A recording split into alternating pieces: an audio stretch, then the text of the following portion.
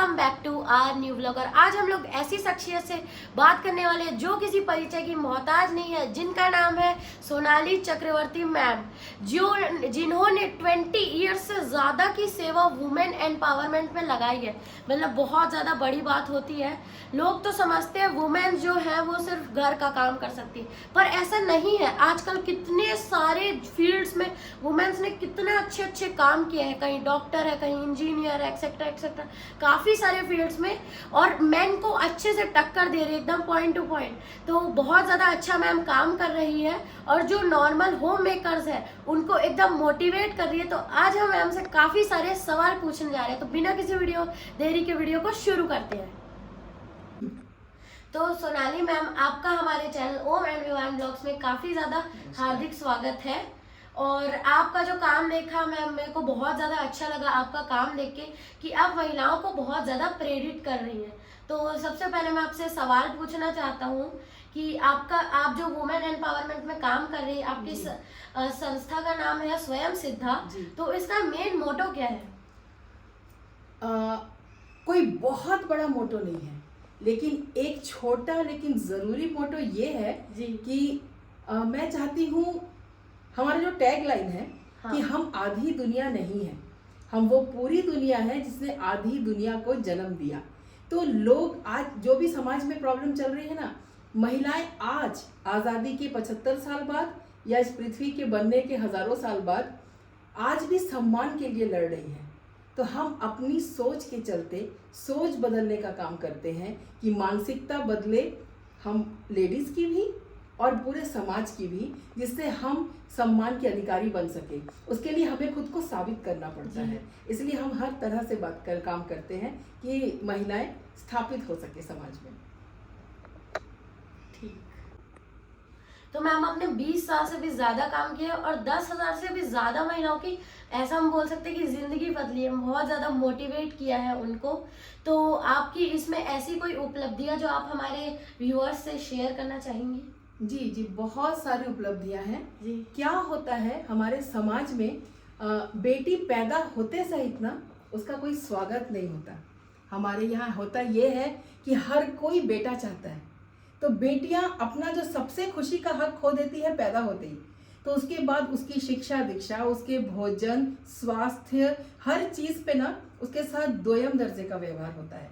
तो हम लोग कोशिश करते हैं कि यहाँ से हम मानसिकता को बदल सके।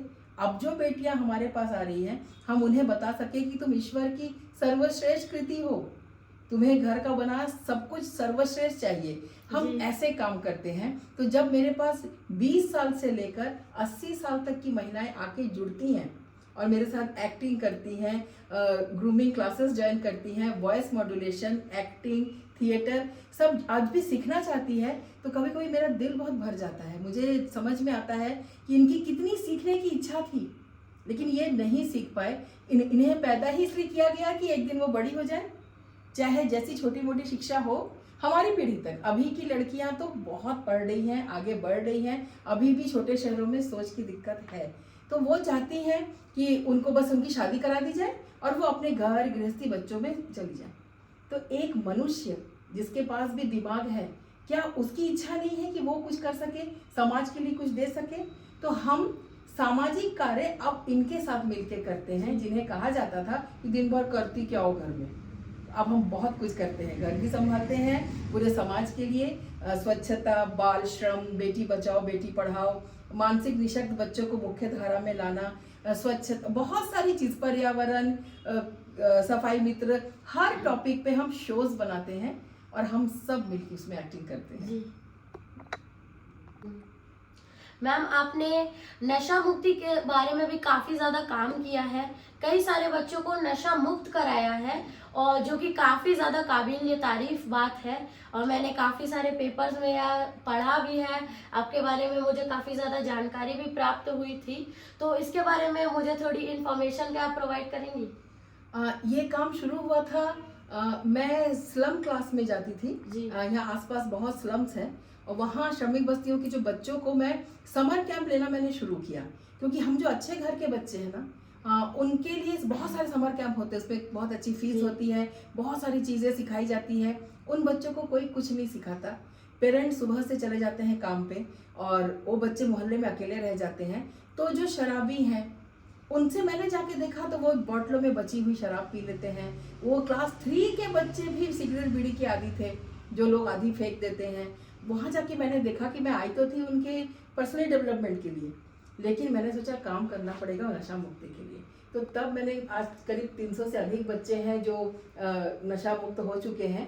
जब मैंने उन्हें बताया कि लाइफ में और बहुत कुछ है, उन्हें बताने वाला कोई नहीं था, तो हम ये काम कर सकते हैं। उससे मेरे ग्रुप की सदस्याएं भी मदद करती हैं, हम उन्हें जाके पढ़ाते हैं, हम उन्हें थिएटर ट्रेनिंग देते हैं, खड़े होने से लेके बाल बनाने तक सिखाते हैं और उनको बताते हैं कि आप बहुत सारे करियर है, इंजीनियर नहीं बन पाओगे कोई बात नहीं, बहुत कुछ नहीं कर पाओगे, आप न्यूज़ एंकर बन सकते हो, एक्टर बन सकते हो, स्टेज आर्टिस्ट बन सकते हो। उसमें आपकी शक्ल खराब हो जाएगी तो कैसे दिखोगे, होंठ काले पड़ जाएंगे, आंखों के नीचे काला हो जाएगा नशा करने से। ऐसे बात करने से उनको समझ में आई बात, तो बच्चों ने मेरा साथ देना शुरू किया। आज तो उनमें से काफ़ी बच्चों का बहुत मेकओवर हो चुका है और आप उनको देख के आप पहचान नहीं पाएंगे कि वो बच्चे पहले नशा करते थे। हमारी माननीय राष्ट्रपति श्री द्रौपदी मुर्मू जी ने कल ही रिसेंटली में यही टॉपिक छेड़ा है कि काफ़ी सारे बच्चे प्रेशर के चलते सुसाइड कर लेते हैं। और आपने तो बताया कि भैया ने स्टेट में टॉप किया, जो कि काफ़ी ज़्यादा बड़ी बात है। तो और वो भी एकदम आराम से कूल रह के, कूल माइंडेड। तो भैया ने इतना, मतलब इतने आराम से टॉप कैसे कर लिया? कैसे कर लिया, उसके लिए तो जो मेहनत की उसने की। सबसे पहला ज़रूरी है आपका ना फोकस्ड होना। बहुत लोगों ने मुझसे पूछा कि आपने शाश्वत को पढ़ाई की तरफ कैसे मोड़ा। तो हर बच्चा, ज़रूरी नहीं कि डांस और गाने में ही करियर बनाना चाहता है, कुछ बच्चों को पढ़ना भी अच्छा लगता है। लेकिन ये जो पढ़ना अच्छा लगता है, इसकी तैयारी ना बहुत बचपन से करनी पड़ेगी। उसके लिए घर का माहौल अच्छा रखना पड़ेगा। पढ़ाई को भय की नहीं, मज़े की चीज़ बनानी होगी। ये काम पेरेंट्स का भी है, पूरे घर के हर सदस्य का है कि बच्चे की पढ़ाई से जुड़ जाए। मैं हमेशा सारे पेरेंट्स को ये कहना चाहती हूँ कि आप अपने बच्चे के साथ 18 साल ही बिता सकते हैं, अपने जीवन के मात्र 18 साल। 18वें साल के बाद वो चले जाएगा हॉस्टल और उसके बाद वो आपके घर में सिर्फ मेहमान बन के आएगा। लेकिन वो सही जगह गया है पढ़ने और वहाँ से सही करियर बना रहा है, तभी आपकी बाकी ज़िंदगी अच्छी जाएगी। तो जब बच्चा छोटा है, अपने ग्रोइंग एज में है, तब अगर पेरेंट्स उसको ध्यान न दे, अपने काम में लगे रहे या सोचे कि समय मेरे करियर का क्या होगा, बैलेंस करना टाइम मैनेजमेंट के साथ वो आना पड़ेगा कि बच्चे को लगे कि सबका काम है घर में, मम्मी का भी काम है तो मेरा भी काम है, मेरा काम पढ़ना है। मैंने उसको बहुत बचपन में एक बात बोली थी कि जैसे अगर पापा ड्यूटी जाते हैं, पापा पैसे कमाते हैं, मैं घर में दादी की और तुम्हारी देखभाल करती हूँ, स्कूल की तैयारी करती हूँ, हम में से कोई भी ये काम अगर ना करे तो क्या घर चलेगा? तो उसने कहा नहीं। मैंने कहा तुम्हारा इस एज में यही काम है कि पढ़ाई करना, तुम भी नहीं करोगे तो नहीं चलेगा। और फिर पढ़ाई को हमने मज़े की चीज़ बनाई कि चलो आज ना बहुत खुश है, पढ़ते हैं, थोड़ी देर मैथ सॉल्व करेंगे, तो उसका कॉन्सेप्ट्स क्लियर करना। और उसके बाद जो हमने उसका इंटरेस्ट देखा, हमारे घर में एक काम हमने ये किया, हमने उसे कुछ भी नहीं बताया बचपन से। हाँ, बिल्कुल ऐसे ही हंसता था। हमने उसको बचपन से कभी नहीं कहा कि तुम्हें ये बनना है, तुझे इंजीनियर बनना है या डॉक्टर बनना है और जे डॉट अस्थाना जैसा, ऐसा हमने कभी नहीं कहा। हमने उसको सिर्फ अपने आप पे छोड़ दिया कि हर टॉपिक पढ़ो, जो अच्छा लगता है फिर वो करेंगे।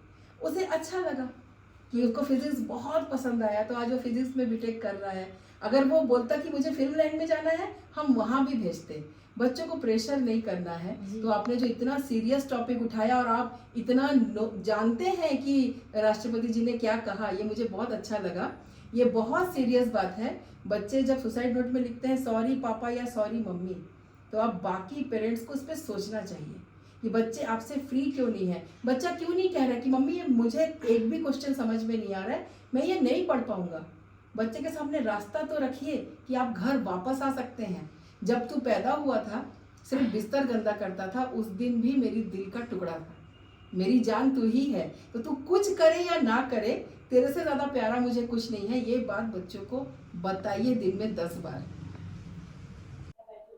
मैम अपने एक फिल्म बनाई थी जो कि बहुत ज़्यादा अच्छा मैसेज देती है बच्चों को, जी जो कि बहुत ज़्यादा ज़रूरी टॉपिक है स्टूडेंट्स के लिए, जिसका मतलब शीर्षक था गुड टच और बैड टच। जी जी तो क्या आप हमारे व्यूअर्स के बारे में, उस फिल्म के बारे में थोड़ा जानकारी देंगी?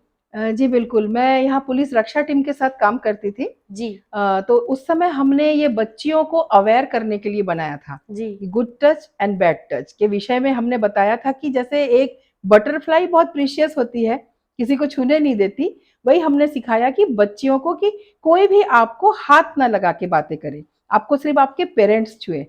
ये ऐसे बनाते हैं। और अब मुझे लगता है व्यूअर्स को हमें ये बताना चाहिए कि सब लोग अपने-अपने बेटों को भी संस्कारित करें, सिखाएँ। ये जो गुड टच और बैड टच है, लड़कियों से ज़्यादा मुझे लगता है लड़कों को सिखाना चाहिए, जो वो समझे कि मैं किसी को छू रहा हूँ, तो उसको ये पसंद आ रहा है या नहीं आ रहा है। उसको पसंद नहीं आ रहा है, तो हमें नहीं छूना चाहिए, सबसे दूर से बातें करना चाहिए। कोरोना के बाद तो वैसे भी सब कुछ बिना छुए बात करना ही ज़्यादा उचित रहेगा ना? जी जी। मैम ऐसी कुछ बातें ग्रुप के बारे में, कोई इंटरेस्टिंग बातें जो आप हमें शेयर करना चाहें? जी, जी, बहुत बहुत है, क्योंकि जी हमारा ग्रुप बहुत एक्टिव है। जी हम डेली काम करते हैं। और सबसे मज़ेदार बात आपको बताऊँ कि जो व्हाट्सएप है, जी जिसमें लोग सिर्फ़ मैसेजेस फॉरवर्ड करते हैं और महिलाओं को कहते हैं आप लोग सिर्फ़ रील बनाते हो और मैसेज फॉरवर्ड करते हो। हम उनको पूरे वीक में मंडे टू फ्राइडे हम उनको संगीत, साहित्य, संस्कृति, सिनेमा, फ़ोटोग्राफ़ी पर हम कॉलम्स चलाते हैं। जी और उसमें पूरे इंडिया की महिलाएँ, जो हमारे साथ 23 शहरों से महिलाएँ जुड़ी हैं, वो उसमें भाग लेती है। पढ़ना, लिखना, विचार लिखना सीखती हैं, समीक्षा करना सीखती हैं, शॉर्ट फ़िल्म्स देखकर उनके ऊपर बात करना सीखती हैं। तरह-तरह की हम लोग ब्रेन उसमें एक्टिव देते हैं, एक्टिविटीज़। ऐसा हमने व्हाट्सएप को बना रखा है। उसपे भी काम होता है। जी और जब हम लोग प्रोग्राम करते हैं, तो इस बार हमारे प्रोग्राम में अप्रैल में जमशेदपुर से लेके दूसरे शहरों से भी महिलाओं ने आके जॉइन किया। ये मेरे वाह लिए बहुत बड़ा अचीवमेंट था। जी जी।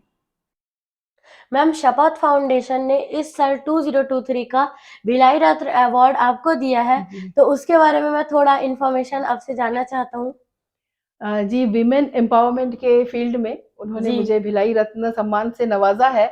और ये मुझे बहुत ज़िम्मेदारियों का एहसास कराती है। लगता है इतना काम हुआ है कि नहीं पता नहीं, जितना लोग मुझे सम्मान दे रहे हैं। और मेरे ऊपर एक ज़िम्मेदारी भी आ जाती है जी कि मैं और बेहतर काम करती रहूँ। फिर वो बच्चों के लिए हो, महिलाओं के लिए हो। हम डेली काम करते हैं, रोज़ काम करते हैं। तो ये सम्मान के लिए धन्यवाद पूरे भिलाई को। से जो आप हमारी सोसाइटी को देना चाहेंगी, क्योंकि आप इतना ज़्यादा अच्छा काम कर रही हैं? मैसेज पूरी सोसाइटी के लिए, जी मतलब यंग जनरेशन से लेके बच्चों से लेके महिला और वृद्धों को, जी हर कोई कहता है दूसरों के बारे में सोचना चाहिए। मैं ये मैसेज देना चाहूँगी कि खुद के बारे में सोचिए ज़रा। सेल्फ रिस्पेक्ट एक चीज़ है, अगर वो आपने अपने अंदर ग्रो की, तो आप हमेशा बेहतर काम ही करेंगे।